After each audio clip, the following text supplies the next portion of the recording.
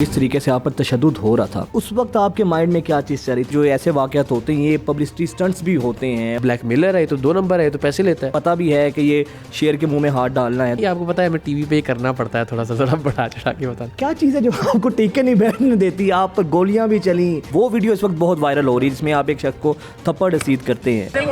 اگر وہ شخص مجھ پہ ایف آئی آر کروانا چاہے اس کو فائٹ بھی نہیں کروں گا۔ اپنی ماں کو کہا کہ وہ جب کہہ رہے بابا ٹھیک ہے، مردوں کو تو چھوٹے موٹے لگتی رہتی ہیں، کیا ہو گیا آپ کو؟ میری زندگی کے وہ لمحات مجھے بھولتے نہیں ہے کہ جب کوئی ایک بندہ کھڑا ہو کے مجھے کہہ رہا تھا کہ یار اقرار بھائی میں روزہ رسول پہ آپ کے لیے دعا کرتا رہا ہوں، جالیاں پکڑ کے میں نے آپ کے لیے دعا کی ہے، کوئی کہہ رہا ہے میں مقام ابراہیم پہ نفل پڑھ کے آپ کے لیے دعا کرتا رہا ہوں۔ السلام علیکم جی، پبلک نیوز کے ساتھ میں ہوں آپ کا میزبان وجاہت خان۔ ناظرین، اگر جرت، ہمت اور بہادری کو کوئی نام دیا جائے تو اس کا نام اگر اقرار الحسن لیا جائے تو میرا خیال ہے یہ غلط نہ ہوگا۔ اقرار الحسن صاحب ہمارے ساتھ موجود ہیں۔ اقرار میں یہ بتائیے گا یار کیا چیز ہے جو آپ کو ٹیکے نہیں بیٹھنے دیتی؟ آپ پر گولیاں بھی چلیں، حملے بھی ہوئے، ڈنڈے بھی آپ پر برسائے گئے، لیکن کیا وجہ ہے؟ کون سی چیز آپ کو ایسی پش اپ کرتی ہے؟ ورنہ تو لوگ ایک دھمکی کے اوپر جو ہے نمبر بند کر جاتے ہیں۔ انفارچونیٹلی نظام بدقسمتی سے وہ شکل اختیار کر چکا ہے کہ جس میں ہم سمجھتے ہیں کہ بس تشدد ہی جو ہے وہ حل ہے، یا ہمارے پاس چونکہ جب دلیل نہیں رہتی ہے، گفتگو کا سلیقہ ختم ہو جاتا ہے، یا جب بالکل لاجواب ہو جاتے ہیں۔ مثلا اگر آپ کسی کو دکھائیں اس کی رشوت لیتے ہوئے فوٹیج تو بہت کم لوگ ہوں گے جو اس کو ایکسیپٹ کر لیں گے، اور بہت سارے لوگ ایسے ہوں گے سوسائٹی کے اندر جو کہ بالکل جب لاجواب ہو جائیں گے اس ویڈیو کو دیکھ کے تو پھر وہ مار کٹائی پہ یا گالم گلوچ پہ یا الزام تراشی پہ اتر آئیں گے۔ اس ٹائم جو واقعہ ہو رہا تھا، جس طریقے سے آپ پر تشدد ہو رہا تھا اس وقت آپ کے مائنڈ میں کیا چیز چل رہی تھی؟ بچوں کا خیال تھا؟ کیا چل رہا تھا کہ اب کیا ہوگا آگے؟ جس طریقے سے آپ کو بری طرح تشدد کیا گیا ٹیمز میں، اس وقت کی ذرا فیلنگز بتائیے گا اپنی۔ پتہ یہ دیکھیے یہ بات بڑی کچھ لوگوں نے اس پہ ایسے ذرائع مذاق بھی کامنٹس اور تبصرے کیے، لیکن یہ 7 لوگ ہیں اور ان میں سے ہماری ٹیم میں سے کوئی بھی کیوں جھوٹ بولے گا؟ کسی سے بھی آپ اس بات کو پوچھ سکتے ہیں کہ ہمارے جو 1-2 ٹیم ممبرس تھے وہ باقاعدہ جب یہ مار پڑ رہی تھی یا جو تشدد ہو رہا تھا تو پاکستان زندہ باد انہوں نے کہا۔ اور میں اپنا اگر پرسنل آپ کو بتاؤں تو میں نے بارہا مرتبہ الحمدللہ کہا، اور مجھے نہیں پتا کہ کیوں، مجھے لگ رہا تھا کہ یار یہ اللہ نے ہمیں وسیلہ بنا دیا ہے کہ یہاں پہ جس ٹارچر سیل میں اس وقت ہوں، اس ٹارچر سیل میں اس سے پہلے پتہ نہیں کتنے پاکستانی لائے گئے ہوں گے، غریب، مزدور، محنت کش، بزنس مین، تاجر، اور ان کو لا کے ان کے کردہ یا نہ کردہ گناہوں کی سزا ان کو یہاں پہ ملی ہوگی۔ اور وہ بیچارے چلے، ہم تو چونکہ ہائی آفیشلز انوالو ہو گئے، وزیر اعظم پاکستان تک، اور سب بیچارے تو شاید ہم 4.5 گھنٹے میں باہر نکلے، وہ 4.5 دن، 4.5 ہفتے، 4.5 مہینے، 4.5 سال، اور پھر یہ سلسلہ پتہ نہیں کب تک چلتا ہوگا۔ تو مجھے لگ رہا تھا کہ اللہ نے ان سارے غریب، مظلوم یا بے گناہ اور بے قصور پاکستانیوں کا کفارہ ادا کرنے کے لیے شاید ہمیں یہ مار پڑی ہے، اور شاید ہمارے وسیلے سے یہ بربریت نہیں، اس وقت بھی یہ خیال نہیں آیا آپ کو کہ یار بچے ہیں میرے، وائف ہے، فیملی؟ چیزیں یہی تو بڑی خوبصورتی ہے۔ مثلا کوئی ایک بینک کا سی ای او یا مینیجر ہو، یا کوئی ایک کمپنی کا سی ای او جس کو 4 لوگ صاحب کہتے ہیں، سلوٹ کرتے ہیں، گارڈ ہے، ڈرائیور ہے، وہ اگر کسی طرح کسی بھی معاملے میں اندر چلا جائے اور اس کو کوئی گالی بھی دے دے اور ایک تھپڑ بھی لگا دے تو وہ بیچارہ تو سمجھے اس کی عزت نفس اور جو وقار ذات ہے بری طرح سے مجروح ہوتا ہے۔ صحافت کے کیس میں یا شاید میرے کیس میں یہ بڑا عجیب معاملہ ہے کہ کوئی ایسی چیز جب ہوتی ہے تو آپ کو یہ پتہ ہوتا ہے کہ یار میں کوئی چیک باؤنس نہیں ہوا میرا جو مجھے کوئی اٹھا کے لے کے آ گیا، یا میں خدا نخواستہ کسی لڑکی کو نہیں چھیڑ رہا تھا کہ جس کا پرچہ مجھ پہ ہو گیا، یا خدا نخواستہ میں نے کوئی فراڈ نہیں کیا کہ جس کے آپ کو پتہ ہوتا ہے یار میں تو ایک کرپشن کو بے نقاب کرنے کے لیے، اور وہ ایک شخص کی جو کرپشن تھی وہ کرپشن پاکستان کی سالمیت سے ریلیٹڈ ہے۔ آپ دیکھیے کہ اگر آپ کے انٹیلیجنس بیورو کا ایک افسر رشوت لے کے کسی بھی شخص کو پاکستان کا شہری قرار دے دیتا ہے، یا کسی بھی، تو آپ سوچئے کہ وہ کسی بھی کوئی بھی پاکستان کا جو شہری نہیں ہے، یا اس کا حق نہیں بنتا کہ وہ پاکستان کا شہری ہو، یا پاسپورٹ لے یا ID کارڈ لے، وہ کیا کچھ نہیں کر سکتا اس ملک میں پاکستان کا پاسپورٹ لے کے اور پاکستان کا ID کارڈ لینے کے بعد، چاہے وہ افغان شہری ہیں، چاہے وہ انڈین شہری ہوں، چاہے۔ تو کتنا سینسٹیو معاملہ ہے کہ جس کی نشاندہی ہم کر رہے تھے، کوئی چھوٹا معاملہ تو نہیں ہے یہ۔ کہ آپ کا ایک انسپیکٹر جو ہے 60,000 روپے لے کے اس شخص کو بھی جو کہ ان ایکچوئل پاکستان کا شہری نہیں بن سکتا، اس کو بھی لکھ کے ویریفائی کر کے دے دیتا ہے نادرا کو کہ جی ہاں ٹھیک ہے، بندہ ٹھیک ہے، پاکستان کا پاسپورٹ جاری کر دیں۔ تو اس کے بعد وہ دہشت گردی سے لے کے اور پاکستان کی فوج میں شامل ہونے سے لے کے اور پاکستان کے خفیہ اداروں میں شامل ہونے سے وہ کیا کام نہیں کر سکتا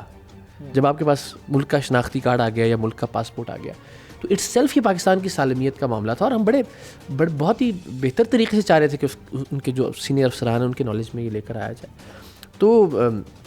اس وقت بھی یعنی کوئی ایسی نیگیٹو چیز الحمدللہ ذہن میں نہیں آئی. ہمیں اندازہ تھا کہ پرسنل کوئی گرج نہیں تھا, کوئی پرسنل لڑائی نہیں تھی, کسی پرسنل کام کے سلسلے میں ہم یہاں نہیں آئے. ایک پاکستان کے لیے, پاکستان کے ایک ادارے کی بہتری کے لیے, اصلاح کے لیے ہم نے یہ کام کیا ہے. تو اس وقت جو ہے نا وہ فخر محسوس ہو رہا تھا. آپ یقین کریں کہ اس کی بہت عرصے بعد تک تو مجھے کوئی تکلیف بھی محسوس نہیں ہوئی. وہ ایک خون گرم ہوتا ہے اور جو جذبے جوان ہوتے ہیں, اور کوئی ایسی مجھے نہیں لگتا تھا کہ یہ بےعزتی, مجھے لگ رہا تھا یہ اپنی اور اپنے ادارے کی کر رہے ہیں کہ آپ کو اگر براہنہ کر رہے ہیں اور اس کی ویڈیو بنا رہے ہیں. مجھے بعد میں باہر آ کے کسی نے کہا بھی کہ یار اس کا ذکر کرنے کی ضرورت نہیں. میں نے کہا نہیں, یہ بہت ضروری ہے کہ ان کی تمام تر شفافیت لوگوں کے سامنے رکھی جائے, وہ تمام تر بربریت لوگوں کے سامنے رکھی جائے, اس لیے کہ اس سے پہلے بھی لوگوں کے ساتھ یہی کرتے رہے ہوں گے اور شاید آنے والے وقت میں بھی کریں گے. تو شاید ہمارے بیان کرنے سے تھوڑا سا کوئی خوف پیدا ہو جائے یا تھوڑا سا یہ اس معاملے کو روکا جا سکے. اچھا اقرار بھائی, ایک تو یہ پہلو, دوسرا پہلو یہ ہے کہ جو آپ کے کچھ ناقد ہیں, رائیولز بھی ہوتے ہیں, آپ کے ناقدین بھی ہوتے ہیں, جب اللہ عزت دیتا ہے آپ کے حاسدین بھی ہوتے ہیں. اچھا وہ یہ کہتے ہیں کہ اکثر, کیونکہ اس سے پہلے بھی آپ پر بے شمار دفعہ حملے ہو چکے ہیں, وہ یہ کہتے ہیں کہ کئی دفعہ ایسا ہوتا ہے کہ یہ جو ایسے واقعات ہوتے ہیں یہ پبلسٹی سٹنٹس بھی ہوتے ہیں اور اس طرح اقرار صاحب کرتے ہیں, پتہ بھی ہے کہ یہ شیر کے منہ میں ہاتھ ڈالنا ہے, تو پھر کیوں جاتے ہیں؟ ان کو کیا کہنا چاہیں گے آپ؟ تو پھر میں کیا کروں؟ اچھا مجھے تو ایک سمجھ نہیں آتی ناقدین, کچھ بعض اوقات یہ تنقید ہوتی ہے کہ جی آپ صرف جو ہے نا وہ نیچے کے کسی انسپیکٹر کو پکڑ لیتے ہیں, کسی ادارے کی کرپشن بے نقاب نہیں کرتے, کسی بڑے افسر کی. اچھا جب ہم کوئی بڑا کرپشن بے نقاب کرتے ہیں یا کوئی بڑا, جس طرح سندھ اسمبلی میں ہم نے جو ہے سیکورٹی لیبس کو دکھایا کہ اور ان لوگوں کے لیے تھا, اس پہ بھی تنقید ہوتی ہے کہ جی آپ کو جب پتہ ہے کہ وہاں جا تو پھر کیا کیا جائے, مجھے نہیں سمجھ میں آتا ہے. تو تنقید تو بہرحال ہر طرف سے ہوگی, لیکن اس معاملے میں مجھے اچھی بات یہ لگی کہ سبھی نے اس تشدد کے رویے کی مخالفت کی. اور اللہ کرے اگر یہ سلسلہ چل پڑے کہ ہم ہر بات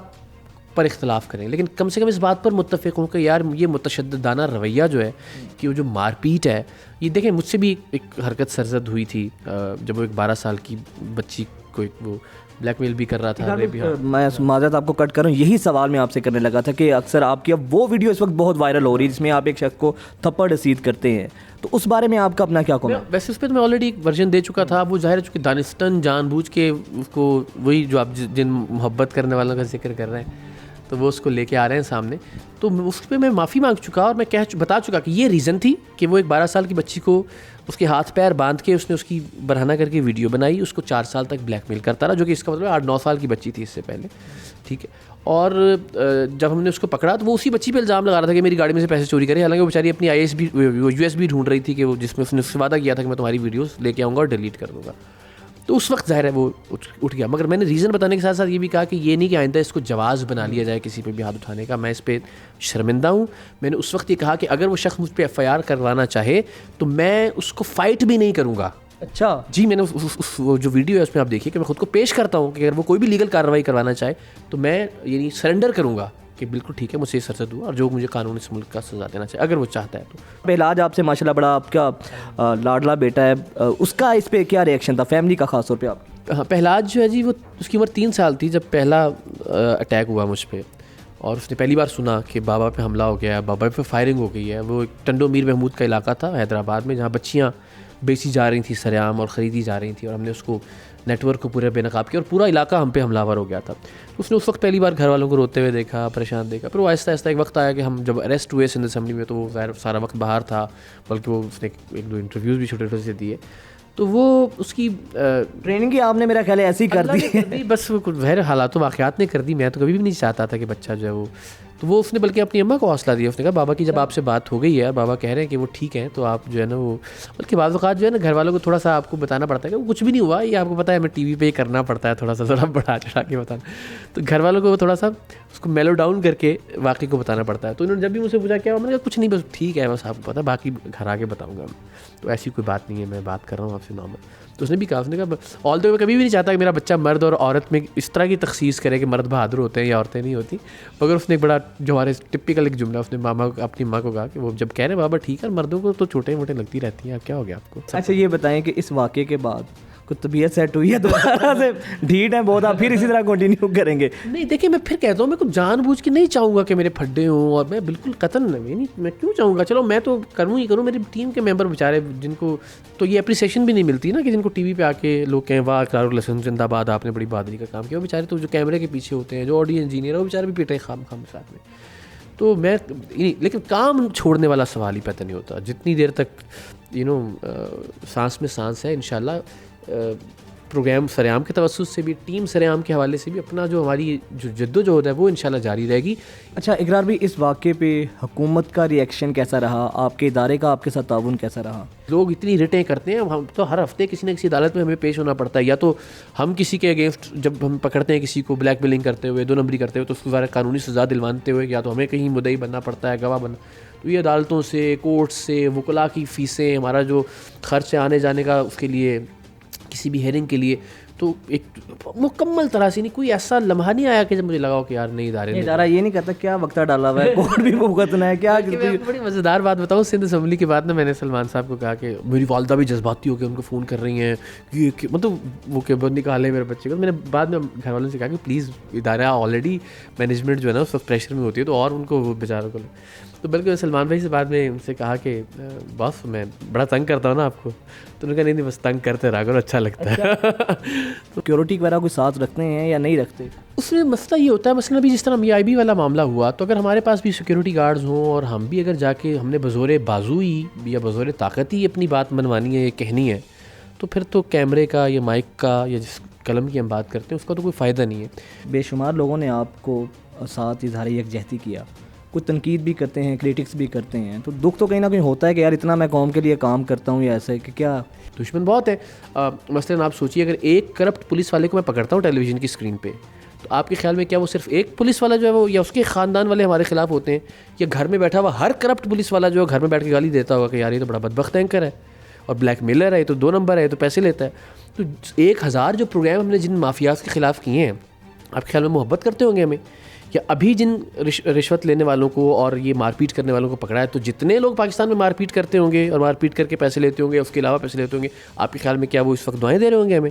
ان کو تو اپنے اپنے دھندے بند ہوتے ہوئے نظر آ رہے ہوں گے. تو اتنے الحمدللہ دشمن بھی پیدا کر لیے ہم نے, لیکن وہ بھی اسی ملک کے رہنے والے ہیں, کوشش ہے کہ وہ بھی اسی ملک کے رہنے والے ہیں. اور پروگرام کے آخر میں ایک بات کہوں گا میری, ایک تو پہلے تو آپ کی صحت یابی کے لیے دعا ہے, اللہ تعالیٰ آپ کو صحت دے, لمبی زندگی دے. لیکن ایک بات میں کہوں گا, یہ بندہ بڑی ڈھیٹ ہڈی کا بنا ہے, یہ باز نہیں آنے والا, یہ اپنا کام اور مشن اسی طرح جاری رکھیں گے. مجھے اجازت دیجیے, انشاءاللہ پھر ملاقات ہوگی اللہ نے کے بعد.